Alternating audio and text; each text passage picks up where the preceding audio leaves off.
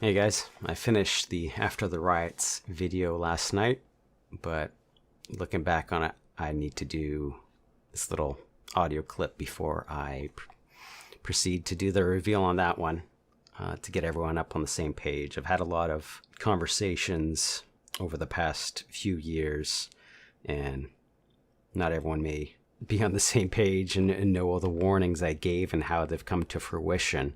And so if you just have gotten it piecemeal, maybe you just think I had a few lucky guesses and that these are predictions and not warnings set in stone. So that was part of the goal of the planting challenge, is so that you would have that foundation and that belief moving forward. So this is the one other way I could see of establishing that, is just going through all the stuff I've gone over the past few years in various discussions and private message. I will not reveal anyone's DMs. This is not to defend myself.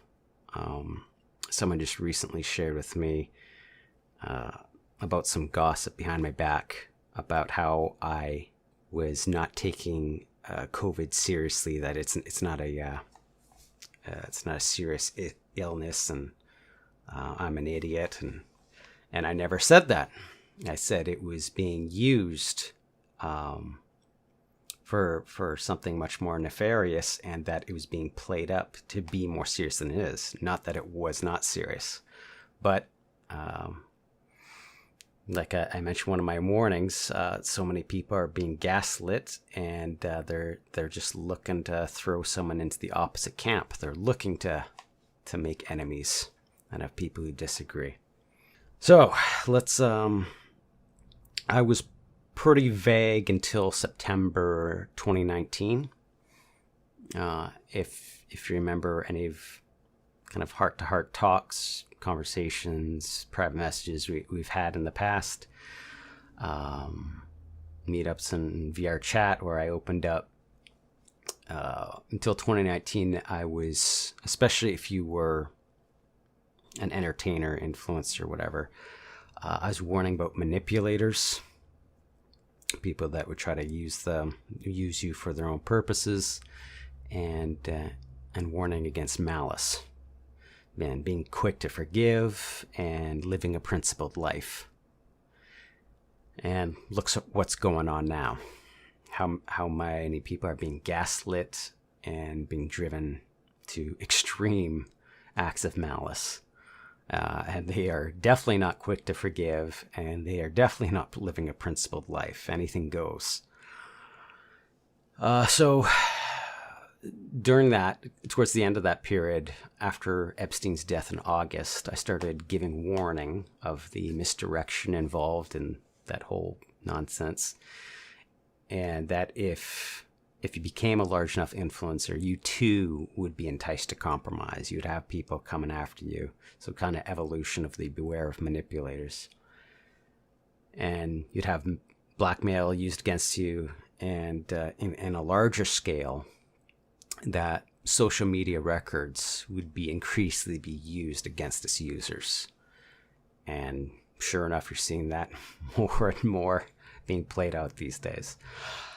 So October to December 2019, I was trying to secure VR headsets and get the nonprofit up and running, but I knew time was running out before the riots broke out.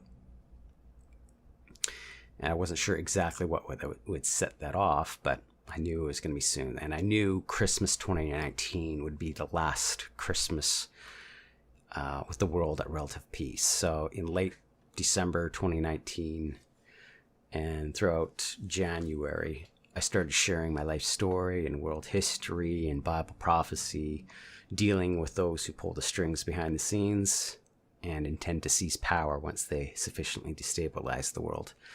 I specifically identified Rome, the papacy, the Jesuits. I also shared that I knew the event, quote unquote, would start soon and would allow Rome to start seizing mind share as they, quote unquote, solved it. This manufactured problem. So late 2020, late January 2020, I already suspected that the coronavirus was the needed event if it took hold outside of China. And so that started panning out in February 2020. So yeah, in February, I knew quarantines were inevitable and that the supply lines would be disrupted. So I started telling people to stock 2 to 3 weeks of supplies. And sure enough, you saw that pan out. If you tested positive, you were told to self-quarantine for 2+ weeks. And so during that time, I was keeping an eye on the spread and response to see if it was indeed the event, and if thus it was my cue to start sharing more and more openly. And so March 20 onward, I knew that COVID was the event, and now we just needed a catalyst to kickstart the riots, and that someone had to die to kickstart that off. I wasn't sure who, but it would have to be a death that would ignite riots worldwide. I started suggesting people move out of the cities and start their own garden. I didn't really explain too much why. You'll see why in the next video. But I also specifically warned about the stock market tanking in early March, just when it seemed it was recovering. And then you saw that play out in the coming weeks in March. And that it was time to liquidate and start paying off debt, dealing with outstanding needs and investing in people. And I don't want to go too much in this because it's more about what's already happened rather than what's to come, but just kind of warning, if you think what's happening right now is the recovery, if it seems things are recovering, that warning is still in effect. What you're seeing right now is a bubble. This is not an economic recovery. The big crash is still yet to come. That huge March dip or tank or whatever we call it was not the end of it. And now this is largely just speculation. That what you're seeing as a result. So in late May, when George Floyd died, within 48 hours, as I saw the initial protests, I knew that the protests would be hijacked and turned into riots. And sure enough, over the coming weeks, he saw these riots break out worldwide.